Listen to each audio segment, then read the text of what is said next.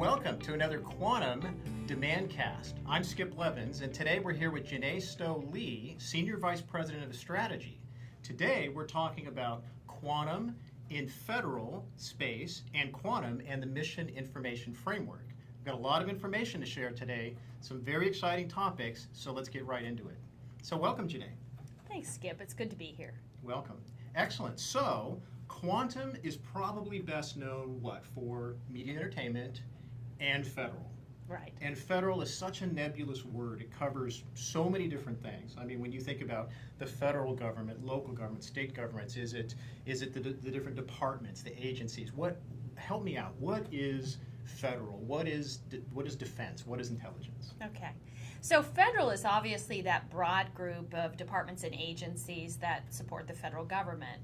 Specifically with regard to defense and intelligence, though, we're talking about that broad group of agencies and organizations whose role it is to collect a broad range of information, whether it's human-generated, video, images, sensors, network packets, take the information, analyze it very quickly, and use it to respond to imminent threats or future threats against our nation.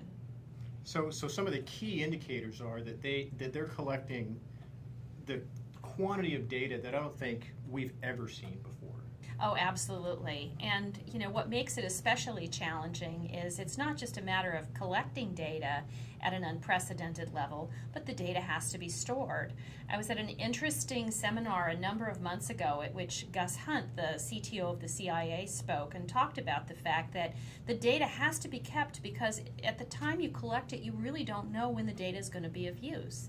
And so because of that unpredictability, the data must be kept, and in fact must be kept in an online, instantly usable way, because given the level of threats that we're dealing with these days, the response time to that information needs to be at the highest possible level. Skip, these customers are dealing, the information technology people trying to support the mission of these customers are really dealing with a number of intense contradictions and challenges these days around this data.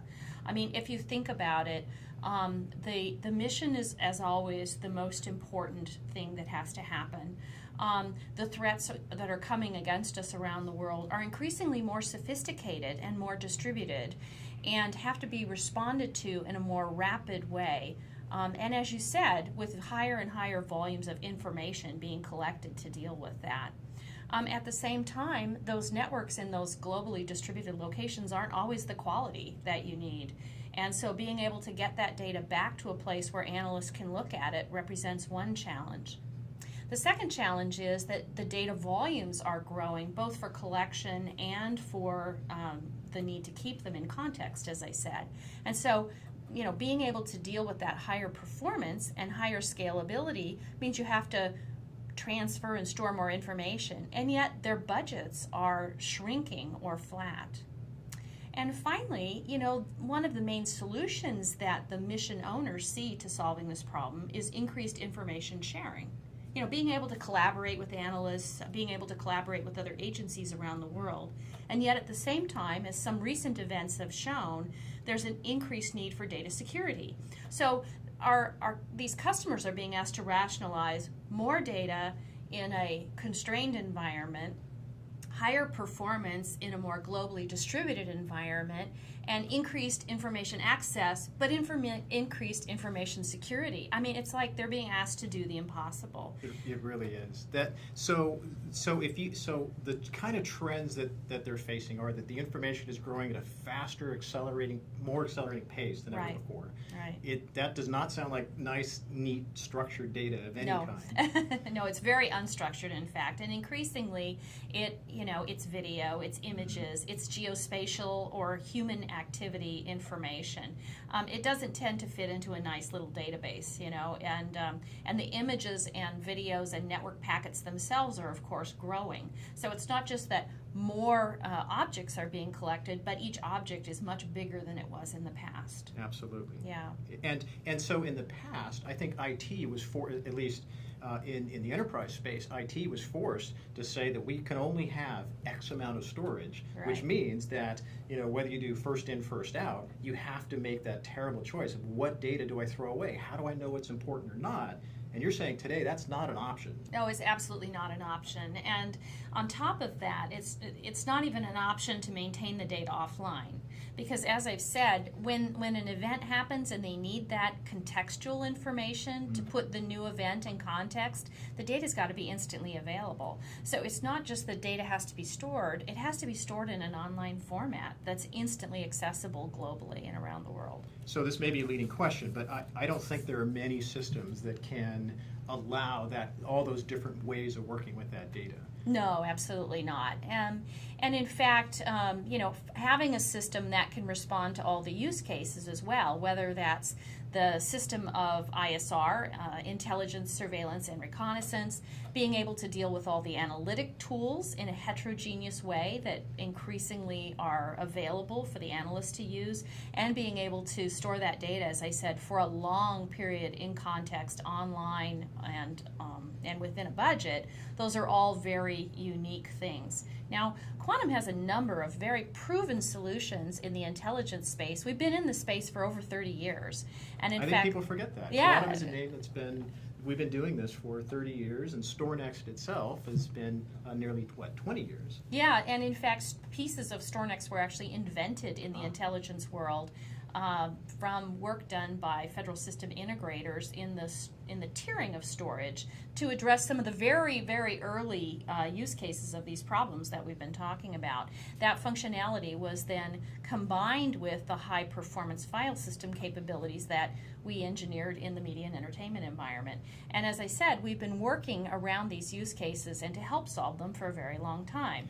Now this is actually one of my favorite points, and that is that the StoreNext file system itself, a lot of people think that since it just works and it lets you, it actually does something that's kind of magical. It lets people on many different platforms see and share information at the same time. That's actually really hard. It is very hard, and being able to deal with all the different networks today. We support all three of the standard networks that intelligence customers need to use, whether those are wide area networks, local area networks, or fiber channel, and we allow customers then to use that to bring the data in. The fact that we are a very open platform for adding applications makes it possible for all of the analyst tool benches to easily be run on top of StoreNext. And in fact, we added to this heterogeneous capability when we added the Lattice Object Store into the Mission Information Framework, because Lattice offers even more ways to integrate in an open way with external data.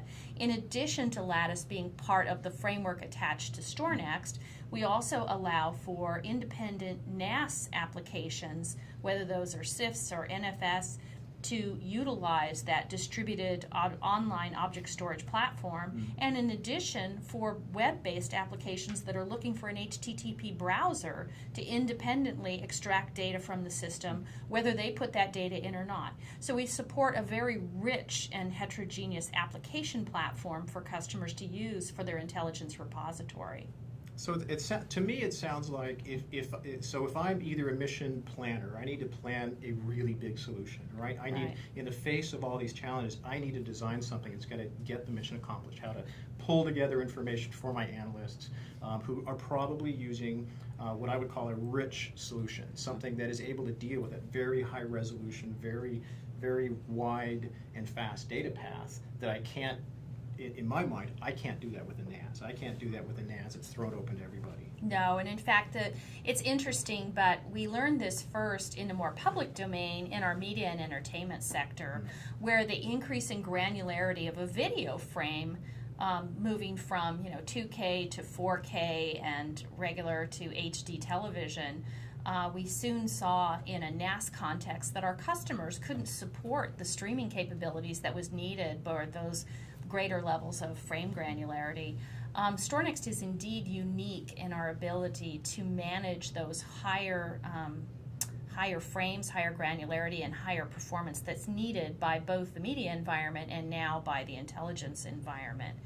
And so it uniquely provides the ability to bring that data over. And in fact, some of our partners in the application space have chosen to partner with us because of that. Specifically, examples like in the packet capture space, where increasing speed on the network, their desire to capture those packets in real time, analyze them, and get the answers back to the analysts, all, as I said, in real time. StoreNext 5 is the only system that can keep up with the needs of that application in today's network environment. So I think we've mentioned some of the tools that our customers have in this space. StoreNext, of course, which ties everything together in my mind.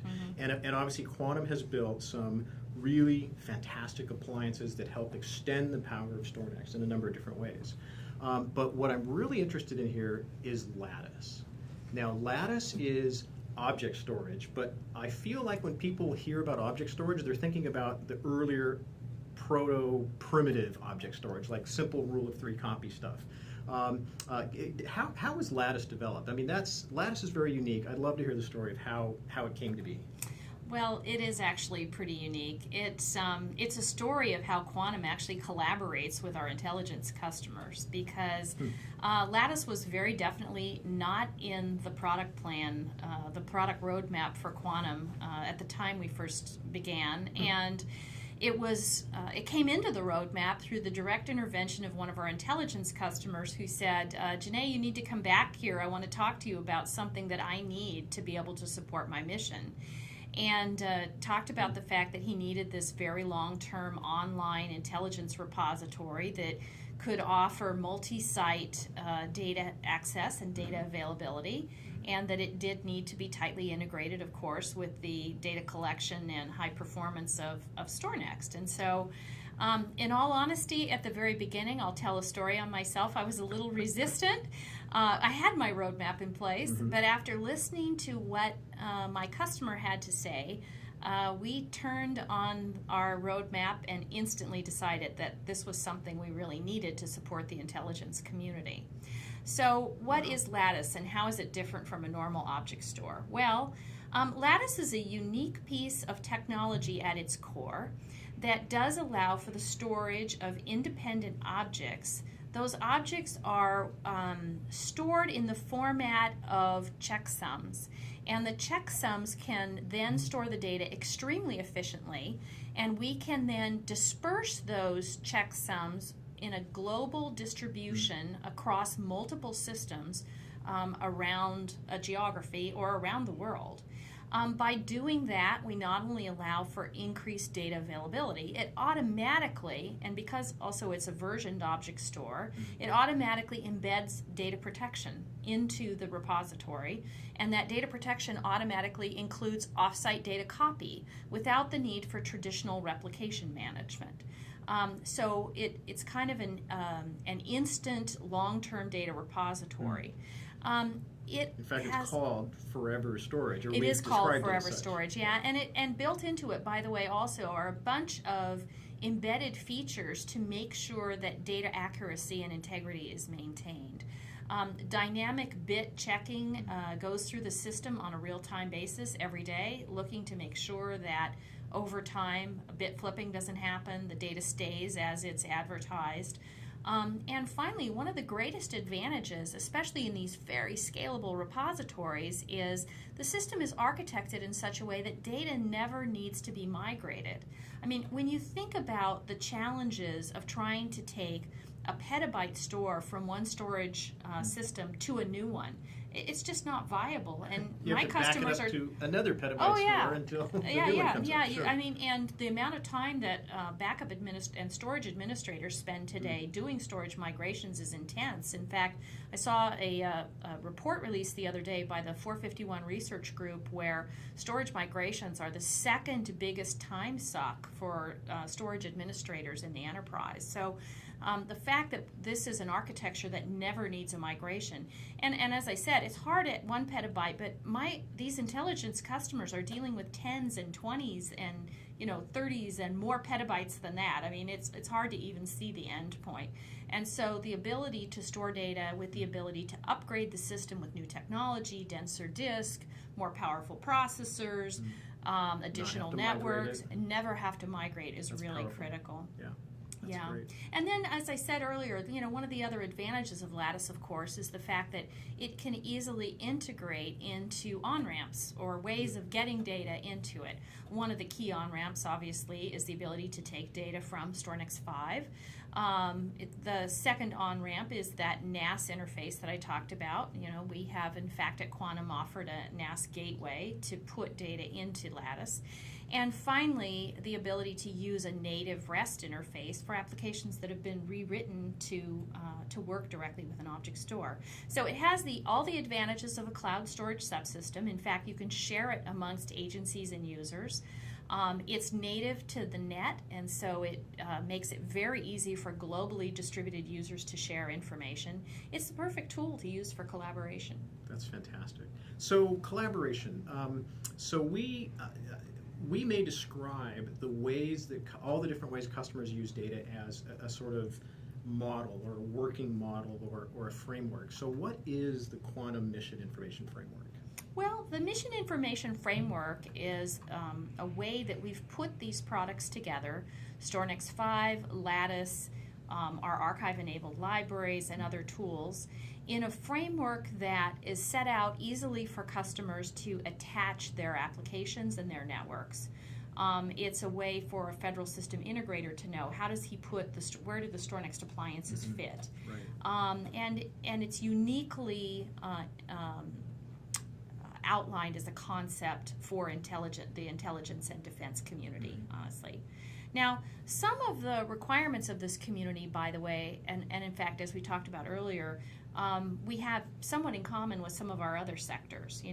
Real-time sports and news broadcast has some of the same challenges that the intelligence community deals with on a daily basis. I mean, if you think about our customer that you and I've talked about before at NASCAR, with the real-time ingest of all those cars racing around the track, the geospatial location of the car, how fast it's going, what the video of the driver is some sensor-based information on what's happening, having that all drawn back to the central command center where they then figure out what are they going to broadcast live over the internet to experience that live experience of the race for the user, right? There are some common elements in there.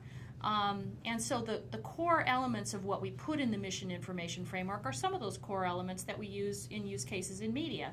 But the Mission Information Framework is unique from the perspective that recognizing the additional challenges of the mission community, the intelligence community, we felt we really needed to add this conceptual framework for them to work with.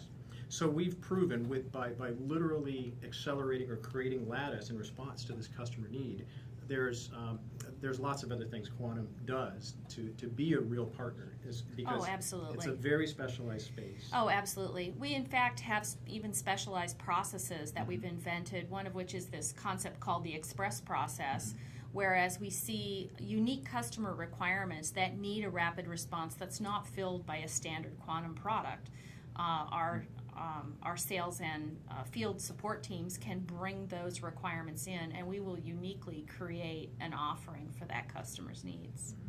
So to me, that sounds like the ultimate toolbox. So if you're designing a solution, or you were, what I love is not just reacting to kind of the problem of the day, because I always feel like if you're solving the problem you have now, you're not thinking about the problem that's developing. So, so knowing that we've got a lot of these different solutions that you can assemble using this sort of model or framework means that I feel that you're ready for whatever's coming next, and you can, if you accelerate current trends and you design for the future, you're more ready for that. Well, that's certainly our goal and our mission. We feel a sense of, as I said, we've been in this community for quite a while, and we feel really a sense of wanting to support the mission of the community and being successful for all of our security. So we've talked about we've talked about the challenges, the size and scope of the challenges, how the pace of information that needs to be collected is accelerating, that the environment that they're having to build these solutions in is challenging, to say the least. So whether you're an integrator or you're a customer or you have a responsibility to a department or you're just trying to meet a mission challenge, how does someone engage with Quantum? How does an integrator engage or a customer engage with Quantum? How do they get started? Well, first I would say, please engage with us as early as possible, because I hope I have relayed the fact that when we have time, we would love to work with our prospects and our customers to design the right solution for the mission, and we've done that many times in the past. So engage early and often, I guess, is what I would say. Secondarily, we do have many established relationships with federal system integrators, so that if you are an agency mission owner, the likelihood is that the integrator that you're using for your project already has a connection with Quantum, and we'd be happy to work with you through that chosen integrator or channel partner. If not, we have a distributed sales organization with a specialized unit strictly aimed at the federal and, in fact, at the defense and intelligence space, led by Don Maruca in our Beltway office. And so we encourage you to reach out to us and talk with us about your unique mission challenge. Fantastic. Yeah, I've always found the key to success, even if you don't know all the answers, engage early, at least so you know what's in the toolbox. Oh, absolutely. And I think Quantum does an exceptional job of leveraging and learning the best practices, whether, say, it's in media and entertainment. We learn what a global customer does, what their best practices are, and this is something that can be replicated in a different environment, and I think each informs the other. Oh, absolutely, absolutely. Yeah. And as an expert in scalable and data protection solutions, we look for ways to engage with customers with specialized vertical requirements so that we can make the unique capabilities to satisfy the mission of that user. Yeah. Excellent. Thank you. So, if we have a tremendous amount of information, and if you enjoyed this DemandCast, look for more online. We have a tremendous amount of resources where you can learn more and go into more detail about many of the solutions and products that we mentioned, a lot of the critical partner solutions, and more information about the Quantum Mission Information Framework, and best of all, who to contact at Quantum to learn more or help architect or design your solution.